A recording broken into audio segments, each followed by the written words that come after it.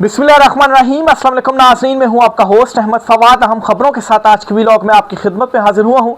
सबसे पहली बड़ी ब्रेकिंग न्यूज़ तो ये है कि मौलाना फजलुर रहमान ने डबल डाउन कर दिया है। मौलाना फजलुर रहमान की एक तकरीर को अभी रोया जा रहा था कि उन्होंने एक और तकरीर दाग दी है और वो पहले से भी सख्त तकरीर उन्होंने दाग दी है।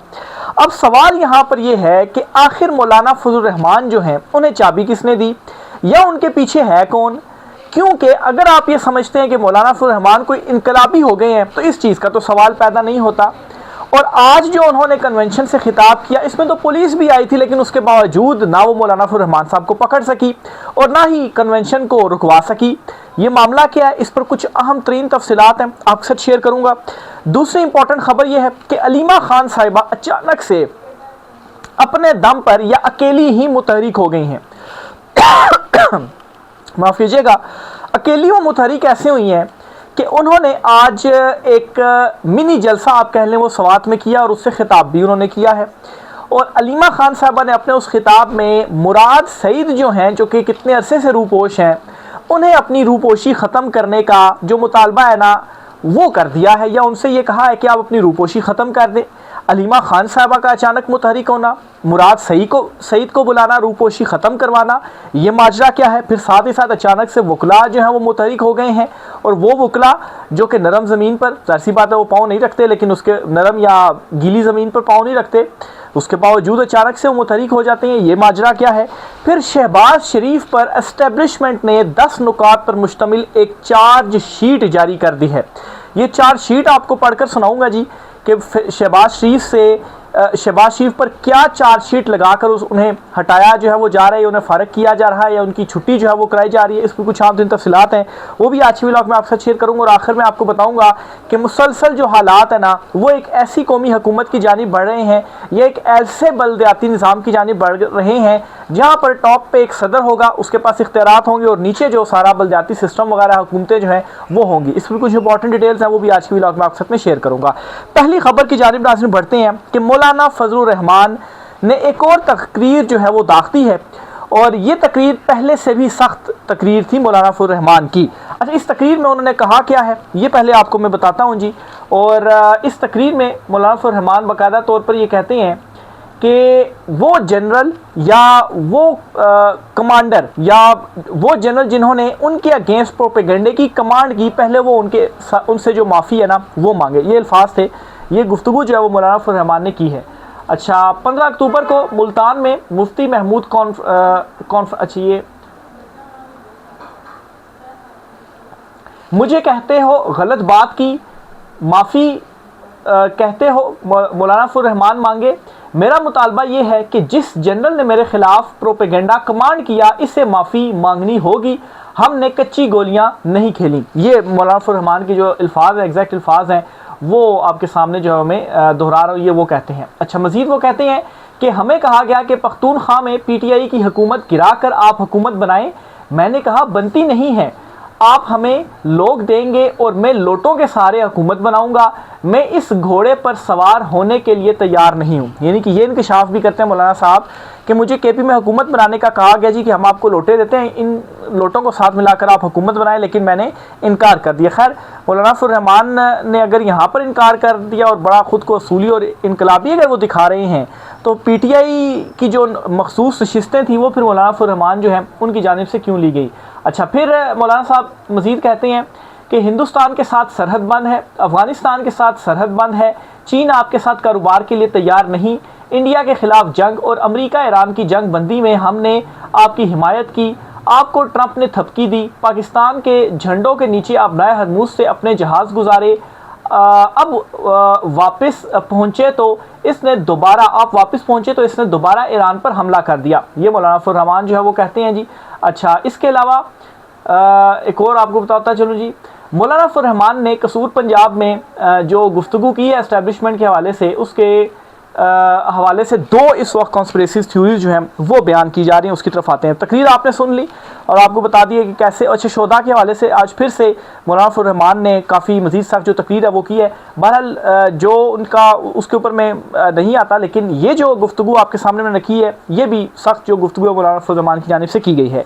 अब माजरा है क्या, मौलाना फजल रहमान अचानक से इनकलाबी क्यों बन गए, ये गुफ्तगू क्यों की जा रही है, सख्त तकरीरें क्यों की जा रही हैं।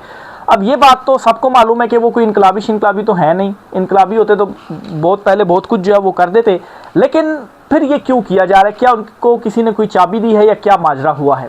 शायद मितला साहब हैं जी, बड़े सीनियर सहाफ़ी हैं, इन्होंने एक ट्वीट की है, ये ज़रा आप सुनिए। मुदरजा बाला अवामिल साबित करते हैं कि मौलाना फजल रहमान को नवाज शरीफ की जानिब से लॉन्च किया गया है। अब ये मुदरजा बाला अवामिल क्या है, 6 अवामिल उन्होंने बयान किए हैं और इस बुनियाद पर वो ये दावा करते हैं कि नवाज शरीफ ने असल में मौलाना फजल रहमान को लॉन्च किया है कि भाई आप जाएँ और एंटी इस्टेब्लिशमेंट बयानियाँ बनाएं, क्यों, या आप तनकीद शुरू करें, आपके पीछे पीछे हम भी आते हैं, क्योंकि हमारी हुकूमत को ये ताकतवर हल्के जो हैं ये हटाने जा रहे हैं, तो आप भी ज़रा इनके ऊपर जो चढ़ाई है वो कर दें। बहरहाल पहले इनके 6 पॉइंट सुने, फिर मैं आपको बताता हूँ कि ये ज़्यादा, क्योंकि बहुत सारे लोग ये सवाल के जहनों में सवाल आ रहा होगा कि नवाज शरीफ के कहने पर मौलाना फजल रहमान ये क्यों करेंगे, ये भी सवाल है ना, जेन्युइन सवाल है, उसका भी जवाब मैं आपको दूंगा। पहले ये 6 पॉइंट सुने जो शायद मितला साहब दलील अपने हक में देते हैं जी, कि इस बुनियाद पर मैं ये कह रहा हूँ, ये वो अवामिल है कि नवाज शरीफ ने असल में मौलाना फजल रहमान को जो लॉन्च है या जो चाबी है वो दी है। कुछ माह कबल बताया था कि मरीम नवाज को ताकतवर हलकों में शदीद नापसंद किया जाता है, नंबर 1। नंबर 2 ये कि मरीम नवाज की जो ये करप्शन पर अब बात होना शुरू हो गई है। इस्टेब्लिशमेंट और शहबाज शरीफ की इस बारे में क्या राय है, गुफ्तगू क्या है, किसी और वक्त बताऊंगा। नंबर 3, 2-3 माह से हुकूमत के जाने की खबर दे रहा हूं और अब ये हर तरफ ज़ेर बहस है, नून लीग को भी अंदाज़ा हो गया है। नंबर 4, मौलाना फजल रहमान का तकरीर में कहना है कि केपी में कोई हुकूमत नहीं, लॉ एंड ऑर्डर की हालत बहुत ख़राब है, बरह रास्त मरीम नवाज की पंजाब हुकूमत को बतौर बेहतर सर्टिफिकेट देना और अहमियत को जताना है। नंबर 5, गिलगित बल्तिस्तान के इंतखाबात में नून लीग को फारिग कर दिया गया, कश्मीर से भी फारिग कर दिया जाएगा, नून लीग को ये बात समझ आ गई है। नंबर 6, कसूर मलिक अहमद ख़ान वज़ीर आला के उम्मीदवार थे, इनके इलाके में जो ताकतवर हल्के हैं इन पर तनकीद, इनको डिसक्रेडिट करना था। तो ये है जी वो अमामिल जिसकी बुनियाद पर ये कह रहे हैं कि मौलाना फजल रहमान को असल में पीछे जो है वो नवाज शरीफ हैं। अब मैं ये समझता हूँ कि सिर्फ ये नहीं है कि नवाज शरीफ है, बल्कि मैं ये समझता हूँ कि एक और भी कोई थपकी है जो मौलाना फजल रहमान को मिली है, जिसके बाद वो ये इस किस्म की जो तकरीरें हैं ना वो कर रहे हैं। और ये जो थपकी है ना ये कोई बहुत ताकतवर थपकी है, सिर्फ नवाज शरीफ के कहने पर यह नहीं हो सकता। और दूसरे नंबर पर यही शायद मितला साहब लिखते हैं कि जब नून लीग को ये पता चला जी कि हमें देखें आज़ाद कश्मीर गिलगित यहाँ सबसे फारिग किया जा रहा है, हमें भी फारिग कर दिया जाएगा, हमारे ऊपर चार्जशीट की जा रही है, तो इन्होंने इस्टेब्लिशमेंट के अगेंस्ट एक जो साजिश है वो करना शुरू की। और इसमें इन्होंने ये किया कि सऊदीया को जो है वो इनके खिलाफ हम भड़काएं, क्योंकि अब ज़ाहिर सी बात है सऊदीया और सबको जो चीज़ें हैं वो मालूम ही है कि किस तरीके से होती हैं। तो बहरहाल अगर वहाँ से हमें सपोर्ट मिल जाती है और वो इनके अगेंस्ट हो जाते हैं तो इनको वहाँ इनकी जब वहाँ पर सपोर्ट ख़त्म होगी तो जाहिर सी बात है फिर ये हमारे साथ पैचअप करने के लिए ज़रूर आएंगे। तो इसलिए मौलाना फजल रहमान कह रहे हैं जी कि हमने कच्ची गोलियां नहीं खेली। तो ये खैर मेरा एक एनालिसिस है, मेरा तजिया या डॉट कनेक्टिंग की बात करूँ, आप भी इस पर बताइएगा कि आपको क्या चीज़ बेहतर जो है वो लगती है कि ये चीज़ हो सकती है। तो बहरहाल एक चीज़ तो आपको बताता चलूँ कि पीछे थपकी ज़रूर है जिसके बाद ये काम हो रहा है और इसके बाद ही मौलाना फजल रहमान जो है वो इतनी सख्त गुफ्तगू कर रहे हैं। यहाँ तक कि ये जो कन्वेंशन से खिताब किया ना आज मौलाना फजल रहमान ने, इसमें पुलिस भी आई थी और पुलिस इसीलिए आई थी जी कि रोका जाए, लेकिन वो रोक नहीं सके और मौलाना फजल रहमान ने एक और जो तकरीर है ना वो दाग दी है। तो मौलाना साहब को इनकलाबी तो है नहीं, असल में पीछे जो कहानी है ना वो ये है। दूसरे नंबर पर आपको बताता चलूँ जी कि अलीमा खान साहबा भी मुतहरिक हो गई हैं और अकेली ही वो निकल गई हैं, पीटीआई उनके साथ नहीं आ रही। बहरहाल अपने भाई के लिए वो निकली, लेकिन आज उन्होंने बड़ा एक अजीब और गैर मामूली किस्म का ऐलान किया। उन्होंने ये कहा है कि मुराद सईद जो हैं सवात में उन्होंने जो खिताब है वो लोगों से किया और वहाँ पर उन्होंने ये कहा कि मुराद सईद अपनी रूपोशी ख़त्म करें और वो मंजर आम पर आए और वो लीड करें। अब नाजरीन सबको ये पता है कि मुराद सईद क्यों मंजर आम पर नहीं आते, वो आएंगे तो उनको पकड़ लिया जाएगा, वो भी फिर अंदर ही रहेंगे। तो अलीमा खान साहिबा क्यों ये कह रही हैं, क्या वो भी कोई ऐसे हालात देख रही हैं कि इनकी छुट्टी हो जाएगी और ये जो कौमी हुकूमत के हवाले से अगर कुछ सोचा जा रहा है तो ये भी चल नहीं पाएगा, ऊपर से लेकर सबकी जो छुट्टी है वो होने जा रही है। तो ऐसे में अगर मुराद सईद बाहर आते हैं, वो लीड करते हैं, इमरान खान साहब की रिहाई होती है, तो इस वजह से वो जो मुतहरिक है वो हुई हैं। जहाँ तक पीटीआई की बात है ना, मौजूदा जो लीडरशिप है बैरिस्टर गौहर या सलमान अकरम राजा, इनसे आप उम्मीदें जो है वो छोड़ दें, ये इन्होंने कुछ भी नहीं करना, ठीक है, ये आप इसको आप छोड़ दें, बिल्कुल साइड पर रख दें, ठीक है। इसलिए इनके बाहर निकलने का सवाल, ये निकले ना निकले कोई फ़र्क नहीं पड़ता। आगे चलते हुए फिर वकील जो हैं वो भी अचानक से मुतहरिक होते हैं, और कौन से वकील, जिनके जो मतलब बहुत ज़्यादा हिट हुए कि मुशर्रफ दौर में उन्होंने जो एक वकला तहरीक थी वो चलाई, लेकिन इतने अरसे में तो वो खामोश थे, कोई तहरीक तो नहीं चली। तो अब अचानक से वो आकर ऐलान करते हैं कि हम तहरीक चलाने जा रहे हैं, लेकिन छुट्टियों के बाद, यानी कि सितंबर के शुरू या मिड में हम तहरीक चलाएंगे। तो ये वो वकला है जो मैं समझता हूँ कि जो गीली ज़मीन पर पाँव नहीं रखते हैं। तो ज़ाहिर सी बात है कोई ना कोई थपकी है, क्योंकि जो पहले भी वकला तहरीक हुई थी उसमें भी कहा जाता था कि कोई एक क्यानी था जिसकी थपकी थी, तो तभी सारी जो चीज़ें थी वो पॉसिबल हो सकी। फिर शहबाज शरीफ पर एस्टेब्लिशमेंट ने एक चार्ज शीट जारी कर दी है। ये चार्ज शीट कैसे जारी हुई है? खबर यह है जी कि फ़हद हुसैन, ये सहाफ़ी हैं, टीवी चैनल पर प्रोग्राम भी करते हैं, लेकिन ये इस हुकूमत का हिस्सा रहे हैं, ठीक है। इनके हवाले से ये ख्याल किया जाता है जी कि ये असल में एस्टेब्लिशमेंट के ही पैगाम रसां हैं, और जिस तरह से है ना सुहेल वड़ाइच जो हैं, जो वहाँ पर सोच होती है आकर वही बयान कर देते हैं, तो एक तरह से उनका बयान भी जो है वो, या वो जो करने लगते होते हैं वो बता देते हैं पहले से कि ये अब होने जा रहा है, जैसे हाथी के ग्रोहों में तब्दीली। और फिर उन्होंने कहा जी कि जी का जाना ठहर गया। अब फ़हद हुसैन ने भी ऐसा ही एक तहरीर लिखी है अखबार में, इसमें उन्होंने इस हुकूमत पर, शहबाज शरीफ पर 10 नुकात पर मुश्तमिल एक चार्ज शीट की है। ये चार्ज शीट ज़रा गौर से सुनिएगा, क्योंकि इस चार्ज शीट को सुनने के बाद आपको मालूम पड़ जाएगा कि कैसे मामलात कौमी हुकूमत और सारा इख्तियार ऊपर मौजूद एक सदर और नीचे सारे बलदियाती चीज़ें, बलदियाती निज़ाम, और इसके लिए 28वीं 29वीं तरमीम। और एक मेन जो क्लैश था ना वो ये भी था नून लीग के, वो 28वीं 29वीं तरमीम नहीं करना चाह रही थी। इसमें भी मैं पहले भी इस पर कुछ डिटेल्स बता चुका हूँ, मज़ीद उसमें मैं नहीं पढ़ूंगा, लेकिन बस इतना समझ लें कि नून लीग जो है वो ज़ाहिर सी बात है वो ये नहीं चाहती थी कि ये तरमीमें होकर हमें फारिग कर दिया जाए, ऊपर कोई सदर हो जाए, नीचे बलदियाती सिस्टम हो जाए, सूबे भाड़ जाए, और ऊपर से सब कुछ कंट्रोल जो है वो किया जाए। बहरहाल इनके 10 नुकात के ऊपर हम आते हैं जी। नंबर 1, ये शहबाज शरीफ से सवाल पूछते हैं, चार्जशीट करते हैं कि बलूचिस्तान के मामले पर आपकी क्या पॉलिसी है, बलूचिस्तान का मामला हल क्यों नहीं हो रहा, आपकी पॉलिसी अभी तक क्या है, 5 साल आपको होने को हैं, आपने क्या किया बलूचिस्तान के मामले पर। ये किससे पूछा जा रहा है? शहबाज शरीफ से पूछा जा रहा है, जो कि एक बाख्तियार मतलब है, बगैर किसी इख्तियार के वज़ीर-ए-आज़म है, चुनतखब वज़ीर-ए-आज़म है। नंबर 2, दहशतगर्दी रोकने के लिए आपने क्या मनसूबा किया? केपी देख लें, आप बलूचिस्तान देख लें, आपके मंसूबे क्या हैं? आप वफाकी हुकूमत में हैं, वज़ीर-ए-आज़म हैं, आपने क्या किया, आपने क्यों ये जो है वो इस पर आपका कोई मंसूबा ही नहीं है। यानी कि ये एक नाअहली भी इनकी जो है वो प्रूफ कर रहे हैं कि आप नाअहल भी हैं। खैर हम तो शुरू से ये कहते थे कि ये सिर्फ, या इवन के इमरान खान साहब के भी ये अल्फाज हैं कि ये ऐसा नहीं है कि ये पढ़े लिखे नहीं है, असल में ये कोशिश भी नहीं करते हैं पढ़ने की, तो ये असल में है ही नाअहल और निकम्मे ही हैं। इनसे पहले भी कोई उम्मीद नहीं होनी चाहिए थी, लेकिन बहुत सौ को उम्मीद थी, तो खैर उनको अब मतलब है कि पता चल गया होगा कि अभी आ गए हैं ना, तजर्बाकार आ गए हैं। अब उन तजर्बाकारों ने क्या क्या तजर्बाकारियाँ अपनी की हैं, सबके सामने हैं।